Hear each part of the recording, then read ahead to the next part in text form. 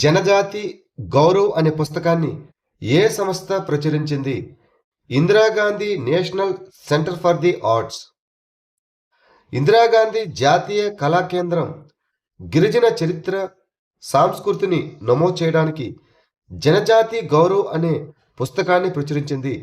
స్వాతంత్ర పోరాటంలో, దేశ నిర్మాణంలో గిరిజన వర్గాల సహకారాన్ని ఈ పుస్తకం ప్రముఖంగా తెలియజేస్తుంది. ఇందులో ఆర్కైవల్ రికార్డులు, పరిశోధనలు, గిరిజన నాయకులు మరియు ఉద్యమాల కథలు ఉంటాయి. ఇటీవల వార్తల్లో కనిపించిన కొల్లేరు సరస్సు ఏ రాష్ట్రంలో ఉంది? ఆంధ్రప్రదేశ్. పర్యావరణ కార్యకర్తలు ఎత్తి చూపినట్లుగా గత 50 సంవత్సరాలుగా కొల్లేరు సరస్సు గణనీయమైన పర్యావరణ క్షీణతను కనబరిచింది. ఇది ఆంధ్రప్రదేశ్లో ఏలూరు సమీపంలో కృష్ణా మరియు గోదావరి నది డెల్టాల మధ్య ఉన్న ఒక నిస్సారమైన సరస్సు. ఇక్కడి గొప్ప జీవవైవిధ్యం కారణంగా దీనిని మత్స్యకారుల స్వర్గం మరియు పక్షుల స్వర్గం అని కూడా పిలుస్తారు. ఇది బుడమేరు, రామిలేరు, తుమ్మిలేరు మరియు ఎర్రకల్వ నదుల నుంచి నీటిని పొందుతుంది. ఎస్హెచ్జి అనగా సెల్ఫ్ హెల్ప్ గ్రూప్స్ బ్యాంకు అనుసంధానం 2024-25లో అత్యుత్తమ పనితీరు కనబర్చినందుకు ఏ బ్యాంకుకు జాతీయ అవార్డు లభించింది? కర్ణాటక గ్రామీణ బ్యాంకు. హైదరాబాదులో మార్చి 23, 2026న జరిగిన ఒక జాతీయ సదస్సులో గ్రామీణాభివృద్ధి మంత్రిత్వ శాఖ కర్ణాటక గ్రామీణ బ్యాంకుకు self help groups bank linkage 2024-25లో అత్యుత్తమ పనితీరుకు జాతీయ అవార్డును ప్రదానం చేసినట్లు ప్రకటించింది. బ్రిక్స్ సిసిఐ డబ్ల్యూఈ సమ్మిట్ 2026లో మహిళా సాధికారత ట్రైల్ బ్లేజర్ అవార్డు 2026తో ఎవరు సత్కరించబడ్డారు? కల్పన సోరెన్.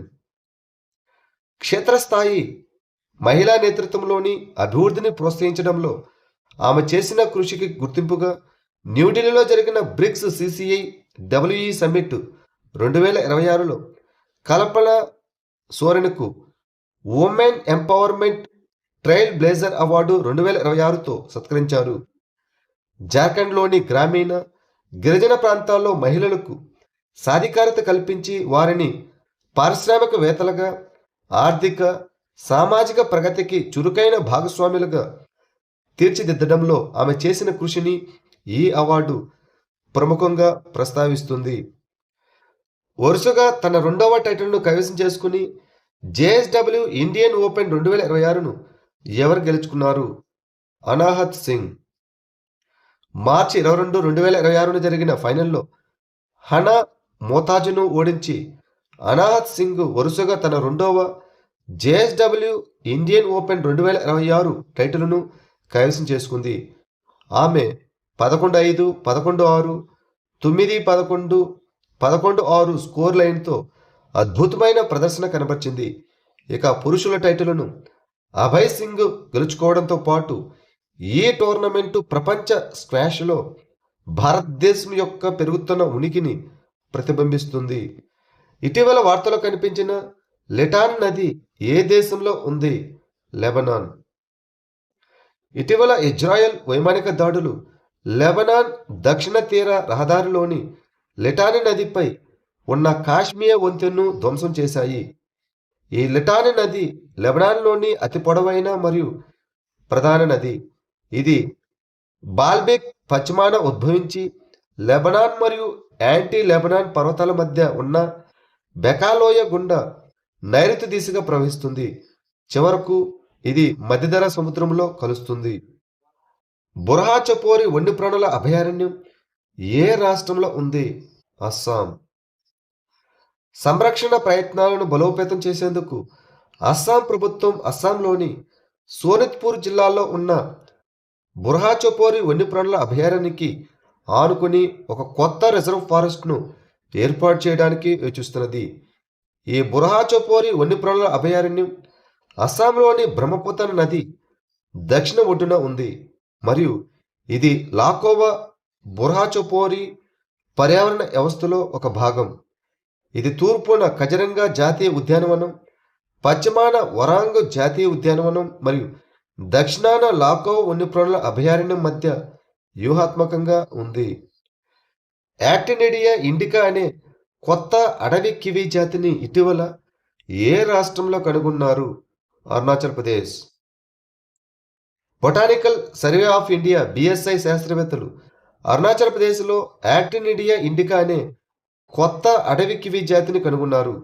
ఈ జాతి సమశీతోష్ణ మరియు ఉప-ఉష్ణ మండల అడవుల మధ్య పరివర్తన మండలంలో జీరో లోయ సమీపంలోని ఒక పరిమిత ప్రాంతంలో మాత్రమే పెరుగుతుంది. ఇది లేత కొమ్మలు, పెద్ద అండాకారపు ఆకులు మరియు తెలుపు నుండి లేత పసుపు రంగు పువ్వులను కలిగి ఉండే ఒక బహువార్షిక ఎగబ్రాకే పొద. ఈ మొక్క ఆలివ్ ఆకుపచ్చ రంగులో గుండ్రంగా ఉండే కాయలను ఉత్పత్తి చేస్తుంది. ఇండియన్ ఓషన్ షిప్ సాగర్ కార్యక్రమాన్ని ఏ సంస్థ ప్రారంభించింది? భారత నౌకాదళం. హిందూ మహాసముద్ర ప్రాంతంలో సముద్ర భద్రత మరియు సహకారానికి భారతదేశం యొక్క నిబద్ధతను బలోపేతం చేస్తూ భారత నౌకాదళం మార్చి 16, 2026 నుంచి ఇండియన్ ఓషన్ షిప్ సాగర్ కార్యక్రమం యొక్క 2వ విడతను ప్రారంభించింది. ఫిబ్రవరి 2026లో ఇండియన్ ఓషన్ నేవల్ సింపోజియంకు భారతదేశం అధ్యక్షత వహించిన నేపథ్యంలో ఈ కార్యక్రమం ప్రారంభమైంది మరియు ఇందులో 16 సభ్యదేశాలు పాల్గొంటున్నాయి. సురక్ష సంకల్ప్ కార్యశాలను ఏ మంత్రిత్వ శాఖ నిర్వహించింది? ఆరోగ్య మరియు కుటుంబ సంక్షేమ మంత్రిత్వ శాఖ. హర్యానా మరియు ఢిల్లీలో జిల్లా స్థాయి హెచ్ఐవి లేదా ఎయిడ్స్ ప్రతిస్పందనను బలోపేతం చేయడానికి ఆరోగ్య మరియు కుటుంబ సంక్షేమ మంత్రిత్వ శాఖ జాతీయ ఎయిడ్స్ నియంత్రణ సంస్థ అనగా నాకో ద్వారా సురక్ష సంకల్ప కార్యశాలను నిర్వహించింది.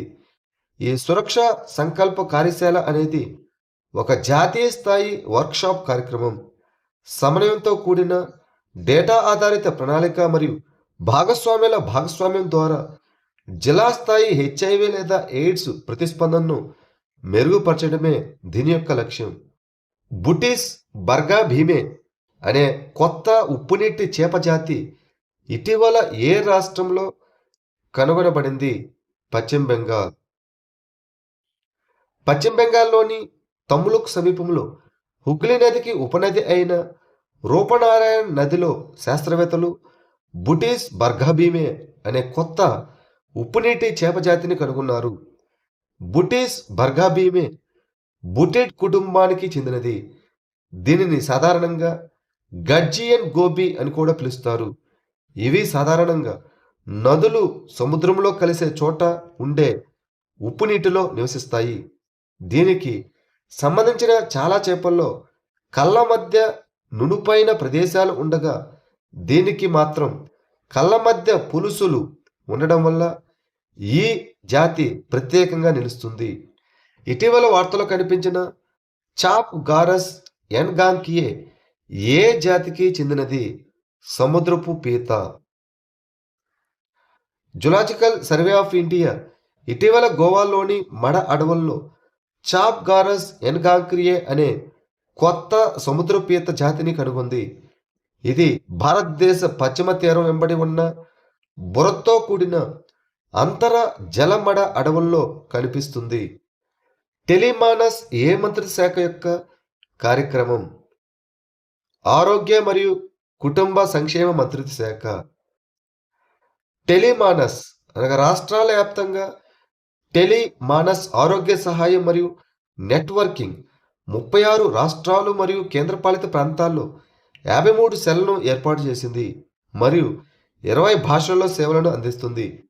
ఈ టెలిమానస్ మొబైల్ అప్లికేషన్ను ఆరోగ్య మరియు కుటుంబ సంక్షేమ మంత్రిత్వ శాఖ 10 అక్టోబర్ 2024న ప్రారంభించింది. ఇది శ్రేయస్సు నుంచి రుగ్మతల వరకు సమగ్ర మానసిక ఆరోగ్య సహాయాన్ని అందించడానికి ఉద్దేశించబడింది. అంతర్జాతీయ కార్బన్ మార్కెట్ల సదస్సు అనగా ప్రకృతి 2026 ఎక్కడ జరిగింది? న్యూఢిల్లీ. భారత ప్రభుత్వ ప్రతిష్టాత్మక కార్యక్రమంగా అంతర్జాతీయ కార్బన్ మార్కెట్ల సదస్సు అయినటువంటి ప్రకృతి 2026 న్యూఢిల్లీలో జరిగింది. విద్యుత్ మంత్రిత్వ శాఖ మరియు పర్యావరణ, అటవీ మరియు వాతావరణ మార్పుల మంత్రిత్వ శాఖ ఆధ్వర్యంలో బ్యూరో ఆఫ్ ఎనర్జీ ఎఫిషియన్సీ దీనిని నిర్వహించింది. ప్రపంచ నిపుణులు, విధాన రూపకర్తలు, పారిశ్రామిక నాయకులు మరియు పరిశోధకులను ఒకచోట చేర్చే ఈ సదస్సు భారత్ ఎలక్ట్రిసిటీ సమ్మిట్ 2026లో భాగంగా నిర్వహించబడింది. ఇటీవల వార్తలో కనిపించిన సాంబార్ జింక యొక్క ఐయుసిఎన్ స్థితి ఏమిటి? అంతరించిపోయే ప్రమాదంలో ఉన్నది. హిమాచల్ ప్రదేశ్ అటవీ శాఖకు చెందిన వన్యప్రాణి విభాగం ఇటీవల చంబా జిల్లాలోని ఎత్తైన రక్షిత ప్రాంతాల్లో కెమెరా ట్రాప్లను ఉపయోగించి మొదటిసారిగా సాంబార్ జింకలను నమోదు చేసింది. ఈ సాంబార్ జింక అనేది భారత ఉపఖండం, దక్షిణ చైనా మరియు ఆగ్నేషియాకు చెందిన ఒక పెద్ద జింక జాతి. ఇది సహజంగా భారతదేశం, Pakistan, Sri Lanka, Myanmar, Philippines, China, Taiwan, Borneo, Malaysia, Sumatra మరియు జావాలో కనిపిస్తుంది. ఇది ఇంటర్నేషనల్ ఐయుసిఎన్ ప్రకారం ఇది అంతరించిపోయే ప్రమాదంలో ఉంది.